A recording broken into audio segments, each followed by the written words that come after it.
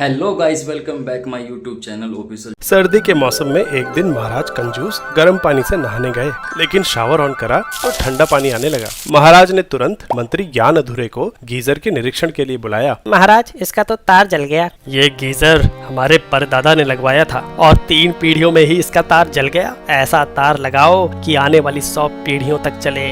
जो आ गया महाराज। मंत्री दुकान तार लेने गया, लेकिन वहाँ तो कई तरह के तार थे, कुछ पतले तो कुछ मोटे। पिछला तार गर्म होने की वजह से जला था, अब उससे पतला तार लूं या मोटा? कौन सा तार कम गर्म होगा? उसने फिजिक्स की किताब पढ़ी। तार का गर्म होना उसकी रेजिस्टेंस पे डिपेंड करता है, जो कि क्रॉस सेक्शनल एरिया पे निर्भर करती है। मोटा तार मतलब कम रेजिस्टेंस और पतला तार मतलब ज्यादा। लेकिन किताब में हीट लॉस के 2 फॉर्मूले थे। एक फॉर्मूले में तो रेजिस्टेंस बढ़ने पे कम हीट जनरेट होगी और दूसरे में ज्यादा। कौन सा सही है? एक्सपेरिमेंट करके देखता हूँ। उसने 1 और 5 ओम के 2 रेजिस्टर्स लिए और उन्हें ऐसे एक बैटरी से जोड़ दिया। कुछ देर बाद जब उन्हें टच करके देखा तो 1 ओम का रेजिस्टर ज्यादा गर्म था और 5 ओम का कम। मतलब ये वाला फॉर्मूला सही है, ज्यादा रेजिस्टेंस वाला तार कम गर्म होगा, वही लेना चाहिए। ज्ञान अधूरे ने पतला तार ले लिया, जिसका क्रॉस सेक्शनल एरिया पिछले तार का 1/4 था, तो सेम लंबाई के लिए इसका रेजिस्टेंस 4 गुना ज्यादा होगा। वो खुशी खुशी पतला तार लेके गया और गीजर से जोड़ दिया। पर ये क्या, गीजर ऑन करने के थोड़ी देर बाद ही तार जल गया। ये क्या हुआ?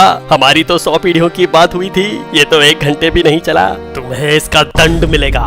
महाराज, एक और मौका दे दीजिए प्लीज। एक और मौका तो मिल गया, लेकिन मंत्री ज्ञान अधूरे से गलती कहाँ हुई? मंत्री के एक्सपेरिमेंट में बड़े रेजिस्टर पे हीट लॉस कम हुआ, वहीं गीजर में तार का रेजिस्टेंस बढ़ाने पे हीट लॉस बढ़ गया। हाँ, ऐसा कैसे हुआ? क्योंकि तुम्हारे एक्सपेरिमेंट में रेजिस्टर्स पैरेलल में लगे थे और गीजर में सीरीज में। बैटरी से लगे दोनों रेजिस्टर्स के अक्रॉस वोल्टेज फिक्स था, इसलिए इस फॉर्मूले से हीट का सही अनुमान लग गया, जिसमें रेजिस्टेंस बढ़ाने पे उसके अक्रॉस हीट लॉस कम होगा। गीजर वाले सर्किट में 2 रेजिस्टर्स सीरीज में लगे हैं। एक रेजिस्टर है गीजर की कॉइल और दूसरा इस तार की रेजिस्टेंस। इस केस में दोनों रेजिस्टर्स के अक्रॉस वोल्टेज अलग अलग होगी, लेकिन करंट बराबर होगा। इसलिए यहाँ हीट लॉस का ये वाला फॉर्मूला इस्तेमाल करना ज्यादा सही रहेगा। ये करंट ओम्स लॉ से निकाल सकते हैं। गौर करने वाली बात यह है कि हीटर का रेजिस्टेंस तार से बहुत ज्यादा है, इसलिए मोटे और पतले दोनों तारों के लिए करंट की वैल्यू लगभग बराबर होगी। क्योंकि पतले तार का रेजिस्टेंस 4 गुना ज्यादा है, इसलिए तार में हीट लॉस भी 4 गुना हो गया और तार जल गया। मंत्री ज्ञान अधूरे अब मोटा तार लेने आया।